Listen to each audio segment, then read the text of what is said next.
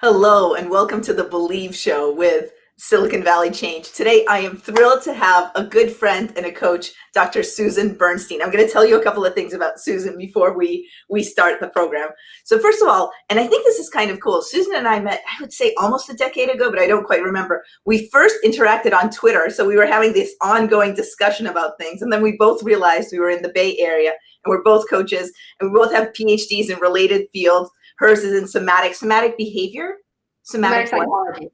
Somatic psychology. We both have MBAs. Hers is from Haas, so we have a good, nice rivalry going on. And we were like, wait a second, we're in this area. So it's been really great to know Susan over a while.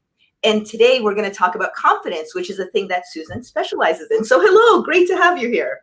Thank you so much for having me, Senya. And it's amazing that we had this long history that started with all things Twitter. That's wild.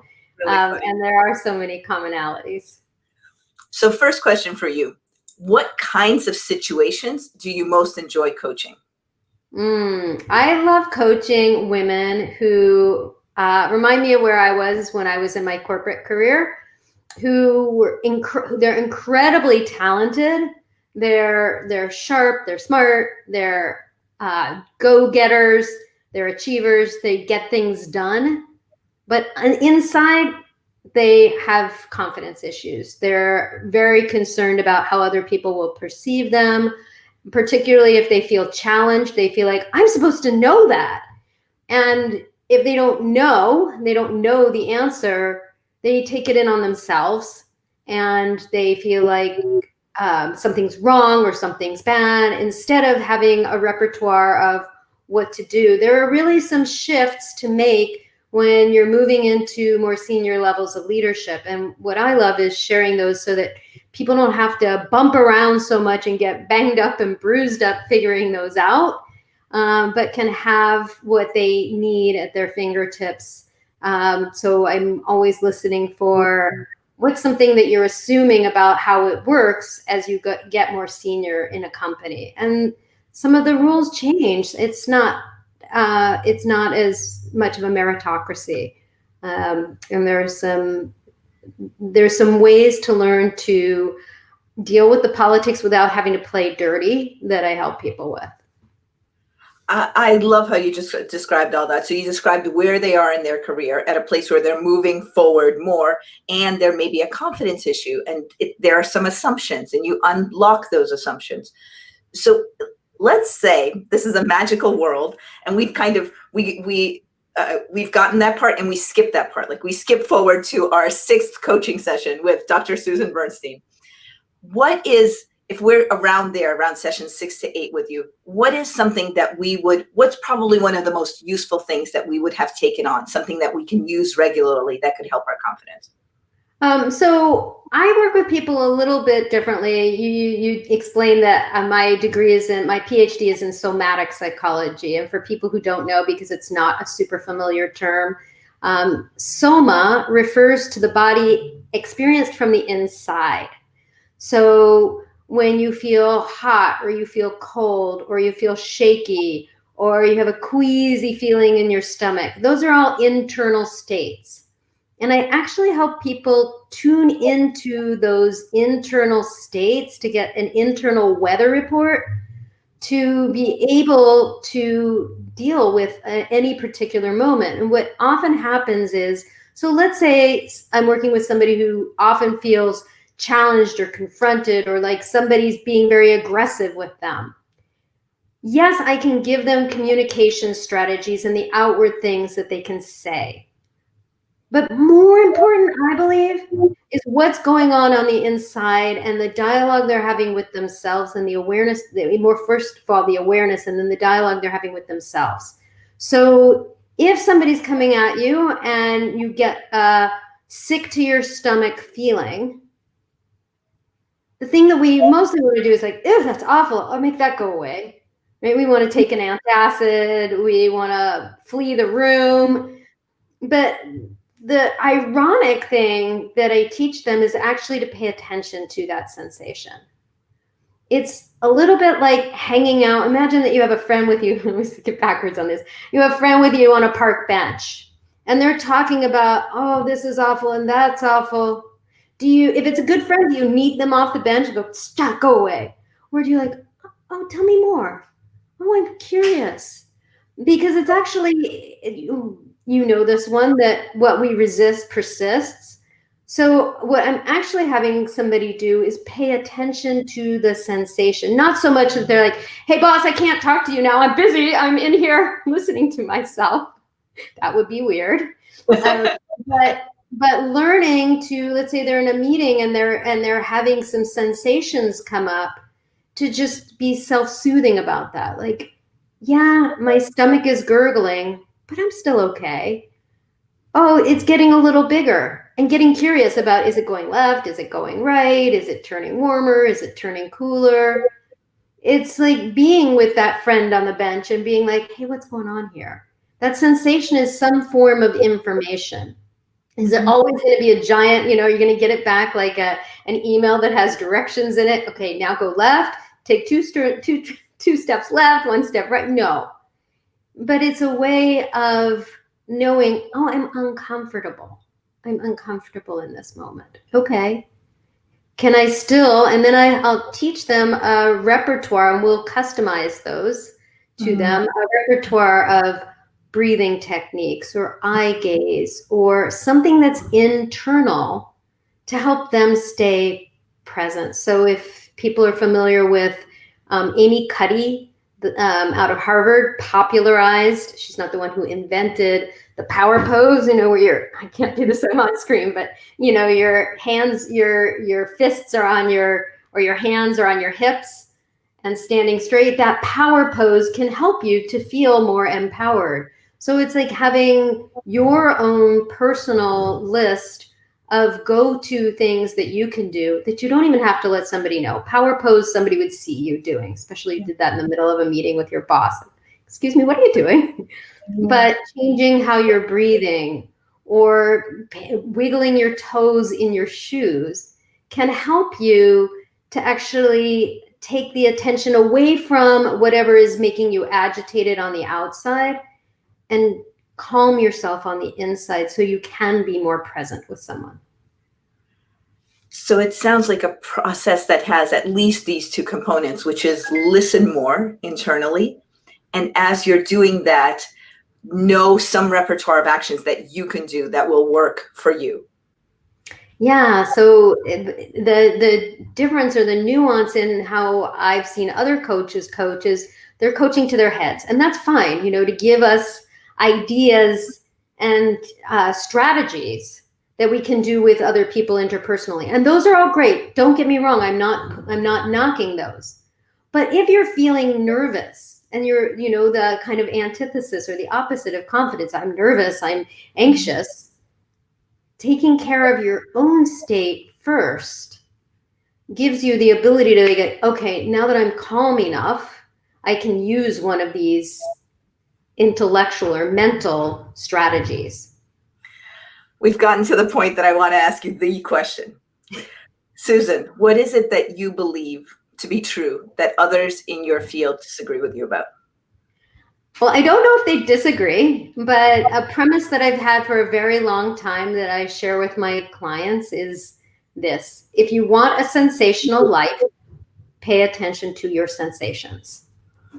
That's awesome. That's brilliant. If you want the sensational life, pay attention to your sensations. Yeah. So, so many of us cut those off. We don't want to feel them. They're uncomfortable, they're awkward, or we don't even notice. But those are actually it's not about trying to change them. And that's what most people think. Oh, I've got that queasy feeling, or I've got a knot in my throat when I go to talk to my boss. I should make that go away. I should try to change it. And the contrary advice that I would offer is, actually be with it. You don't want to push it away. It's more likely to persist. And when we stay with a sensation, it generally shifts within 1 to 2 minutes, and often much faster than that, so that we get some relief from the thing that may be like what's really uncomfortable. Yeah, it's hard to remember that emotions can shift quickly when you're in them. Yes. And it's easy that when that emotion, you start thinking about that emotion. So then that persists longer because you're already like, you're giving it that extra nudge, that push down the hill. Yeah. Yeah. So yeah, we like, I don't want to be angry. I don't want to be confused. I don't want to be, and it's like that willingness to somebody whose work I really appreciate is Tara Brach, and her work on radical acceptance. So if we radically accept what's going on in the moment, not trying to make a big story out of it, like, why do I have this tension in my shoulders every time I go talk to the VP? Mm-hmm. Okay, so maybe I do.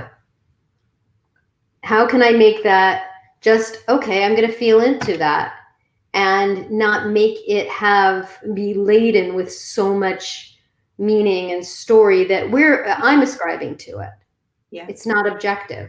So instead it can be just like, oh, where is that tension? Oh, I actually feel it more in my left shoulder, and it's a heaviness.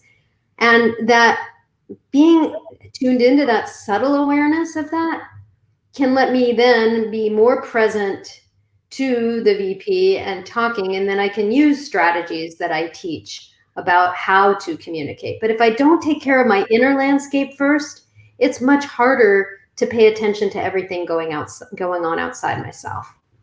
It seems to me, a hunch I have is that it's easier to pay attention to our sensations, as you're saying, when we are in this Zoom world, because it seems that you're not as surrounded by other people that you might be acting in front of, and so you can actually just shift or change. What's your take on that? I from my small sample size and just my own client base, I think that's true. I think that there's some more ability. Look, you don't get to know where, you might guess where my hands are, that I could put a hand on my belly and calm myself, or a hand on my lower back. Or right? Wiggling your toes, like you mentioned. You might think, oh, are they looking at my feet? But no, nobody's looking at your feet at all. But nobody's even looking at your feet generally in a business meeting. So can I share a funny story?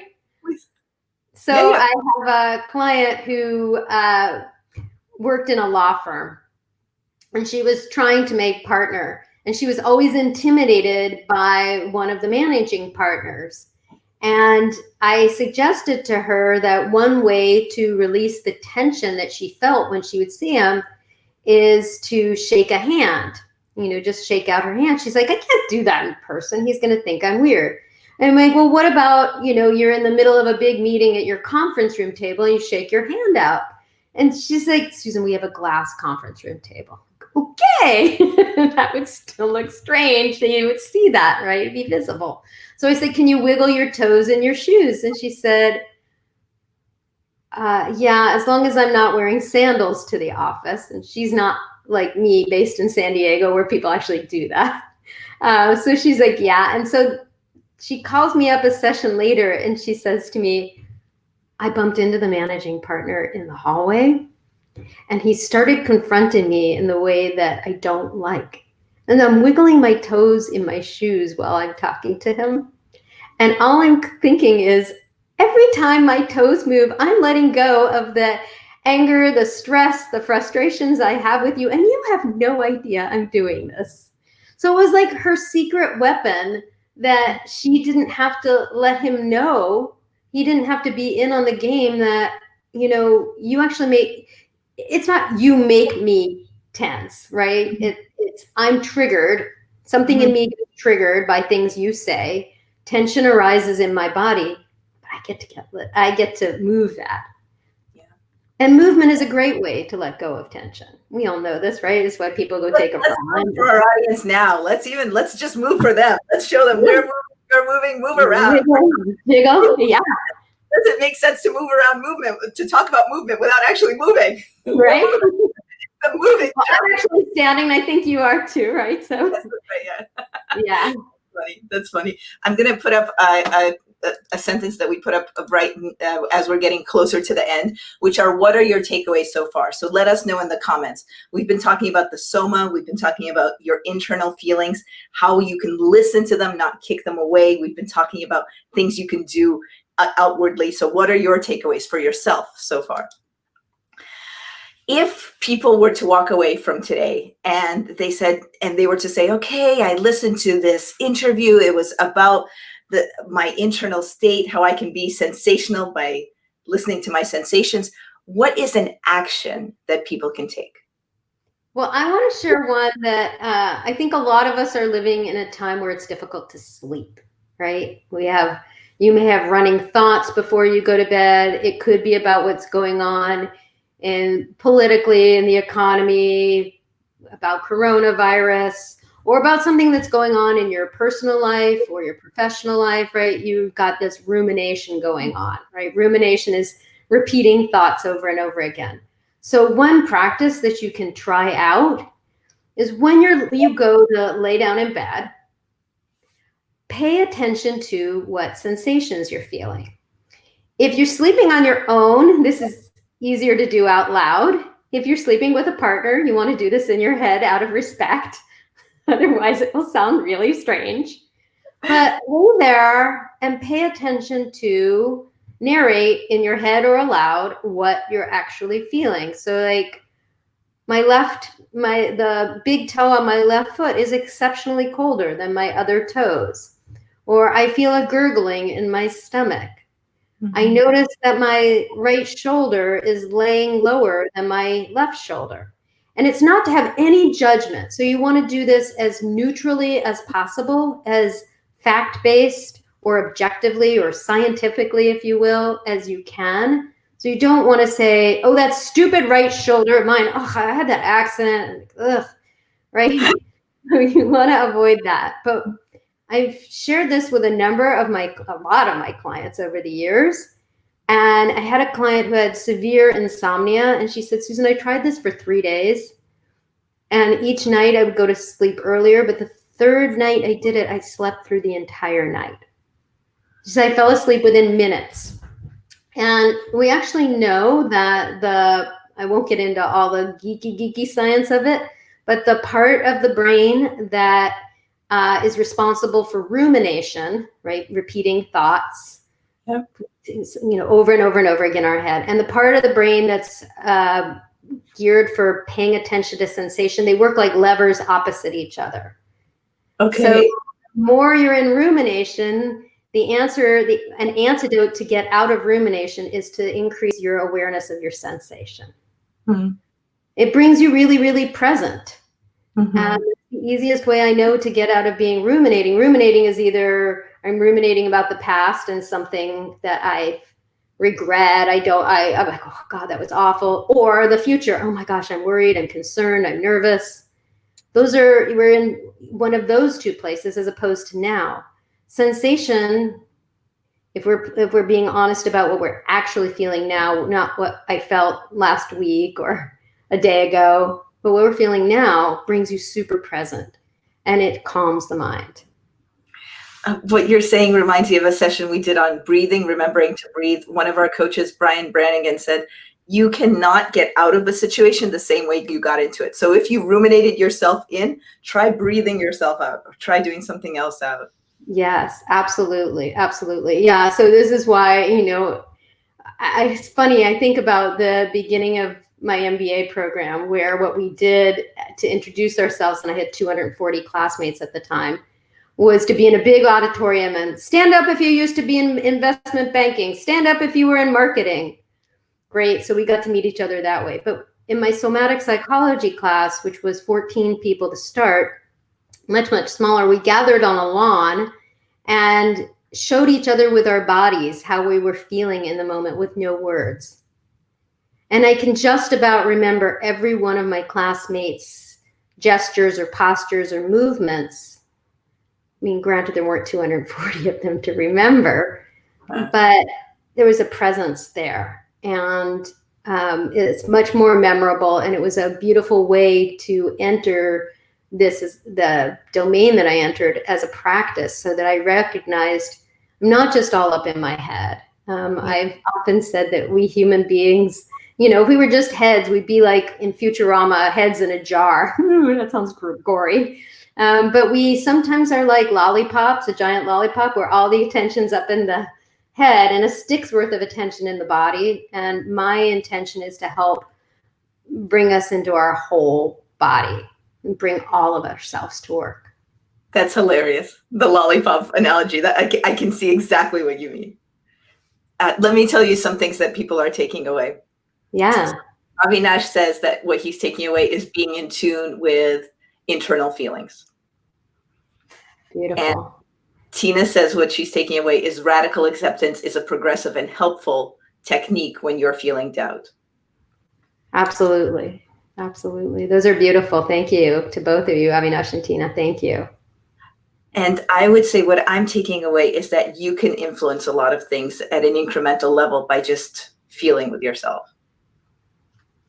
Yeah. And, you know, we're so taught in our culture that if we're having a hard time with somebody else, put our attention on them and work with that relationship. And that's great. There's nothing wrong with that.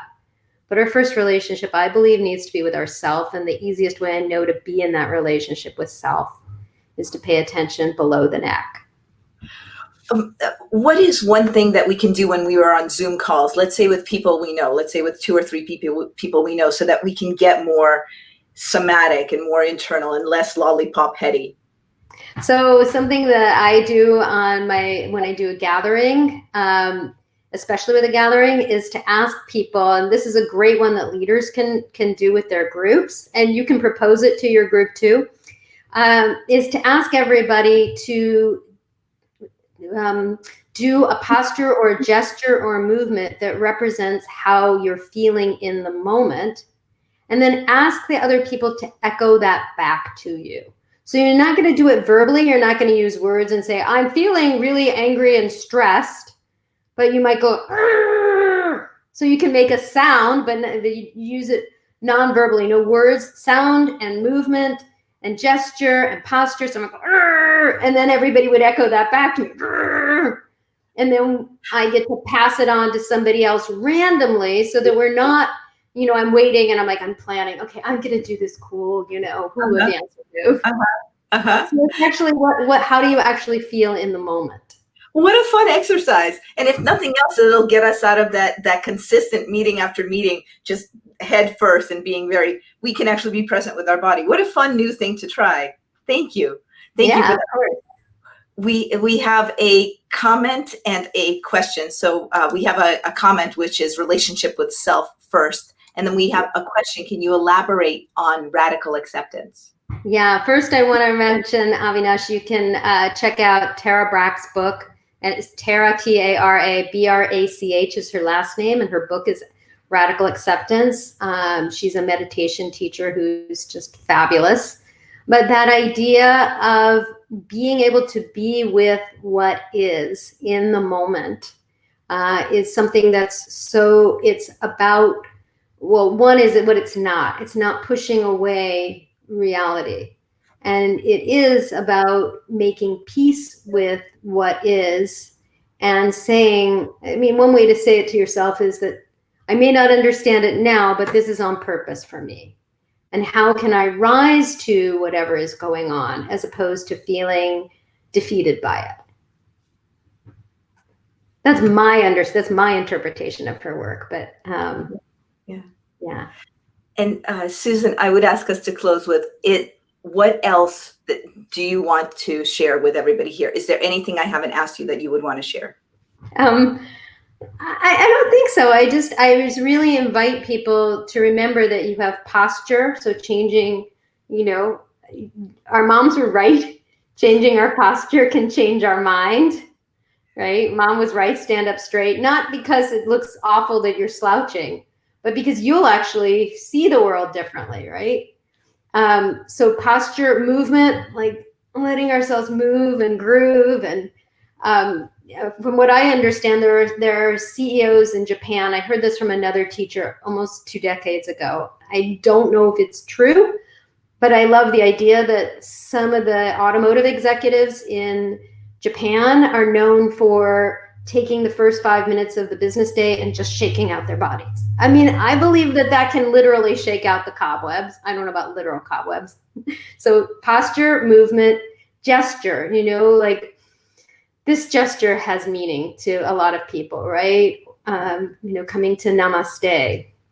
right? Or some other gesture, like, right, has a meaning to people. I'm not recommending that one necessarily for work, okay? I want to be really clear here.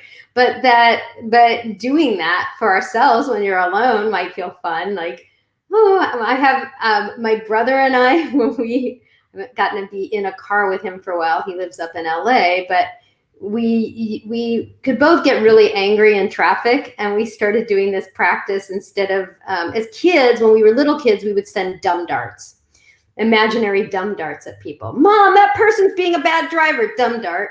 We decided as adults to be like, blow you a kiss. And somehow it just feels better, right? It makes you laugh. Like, okay. So posture, movement, gesture can change, and breath, right? Mhm. How we breathe. So taking a deeper breath when you're nervous. And we know that when we're nervous, we cut off more of our oxygen supply, and that's primary food for our brain. So it makes it harder to think. So can you shift your breathing pattern? Mhm.